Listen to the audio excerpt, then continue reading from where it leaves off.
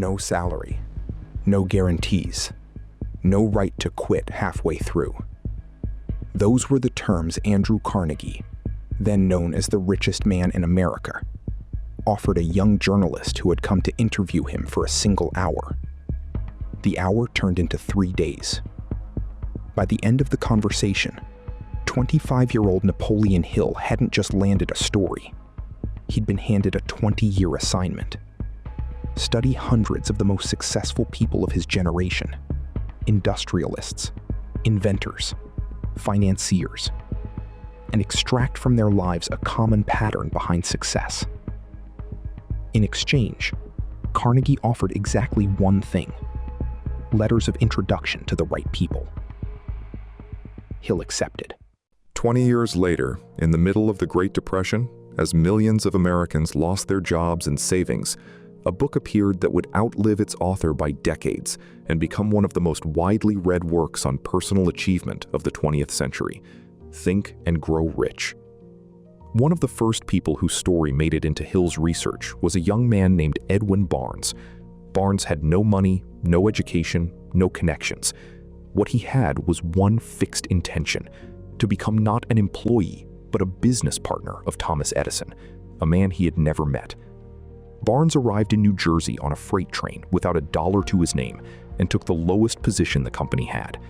Most people in his shoes would have called that a win already. Barnes treated it as an entry point. For years, he stayed close, waited for his moment, and never once let go of the original intention, until the day he got his chance to handle sales for Edison's new invention, the dictating machine. He did it well enough to become Edison's official business partner in sales, the only person ever to hold that role at the company. Hill uses this story to introduce what he considers the first and most important ingredient of success: not a vague wish to do well someday, but a sharply defined intention, a specific goal held on to without flinching, even when the path to it stretches across years.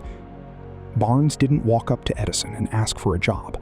He arrived already intending to become a partner, and kept that goal in mind until circumstances finally caught up with it. From there, Hill takes the idea a step further. Intention alone isn't enough if it only exists as a thought. The second ingredient is putting the goal in writing: an exact figure or outcome, an exact deadline, and what the person is prepared to give in return, whether that's labor, expertise, or a product.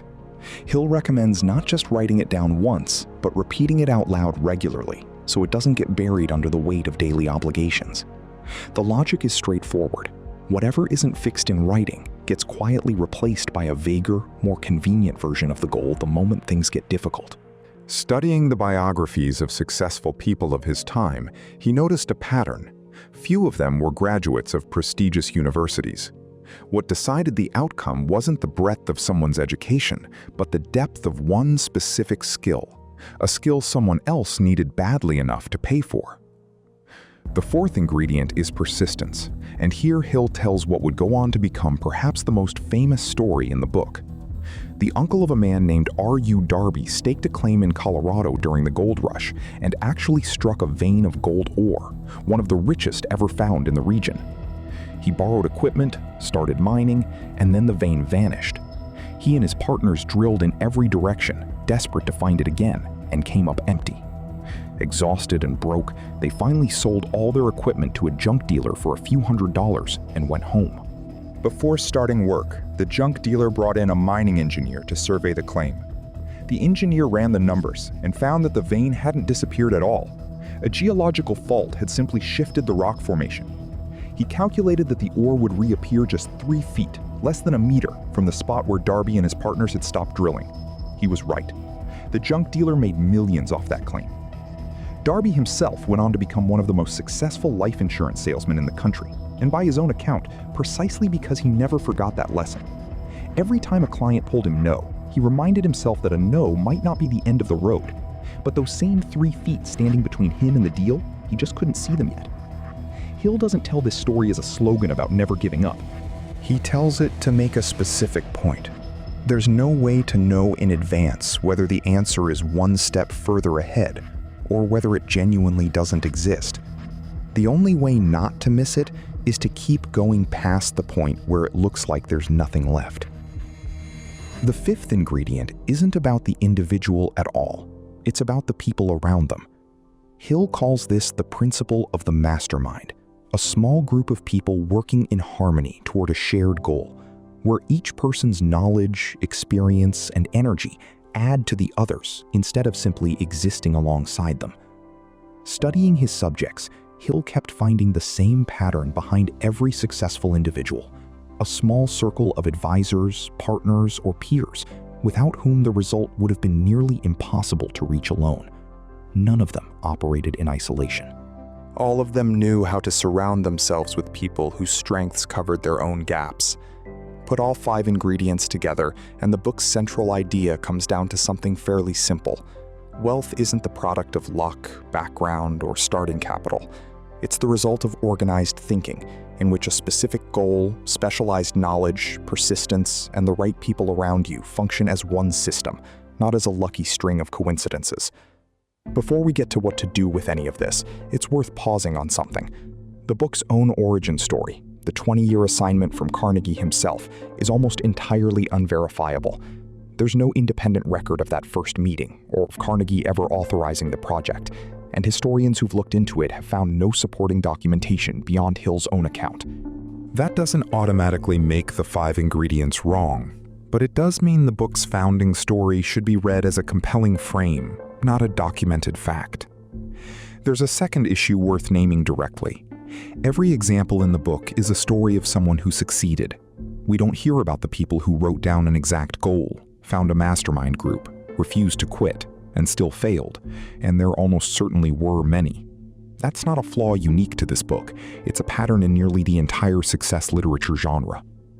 The ingredients Hill describes may well be necessary for success, but the book offers little evidence that they're sufficient, since it never looks at the cases where the same ingredients didn't produce the same result. With those 2 caveats in mind, here's what to do with this today, without any special preparation. Take a piece of paper and write down one goal in the most specific terms possible. Not, I want to make more money, but an exact figure or outcome, an exact deadline, and what you're prepared to give in exchange. Pick one area of your professional experience worth deepening rather than broadening, narrowing it down to the kind of expertise people pay for precisely because so few others have it. And think of 3 to 5 people in your circle whose knowledge or resources complement yours. Then schedule a conversation with them, not someday, but within the next 2 weeks. It took Barnes years of waiting beside Edison before intention turned into partnership. The junk dealer in the gold story got lucky only because, before starting work, he asked the engineer one extra question, instead of stopping at the same empty hole his predecessors had. In both cases, the result took a long time to become visible. But as this whole story shows, an invisible result isn't proof that the path is wrong. Sometimes there's less distance left than it looks.